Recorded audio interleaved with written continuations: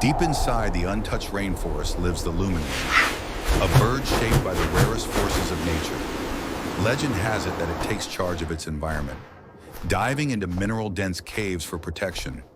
Its shimmering feathers aren't just for beauty, they are tools of survival, bending light, sound, and shadow to its will.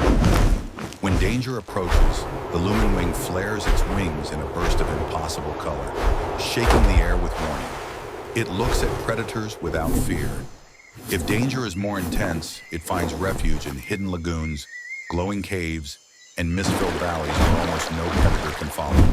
And when danger comes too close, it releases a burst of shimmering decoy feathers, sacrificing part of itself to survive another day. At night, it becomes a creature of illusions, splitting itself into flickering shadows that confuse anything defensive. Yet even in such a harsh world, there is beauty. Under the full moon, it scans the forest using reflected silver beams, sensing threats long before they rise. In the morning fog, it creates phantom flocks, illusions drifting between the trees, confusing every predator that hunts by sight.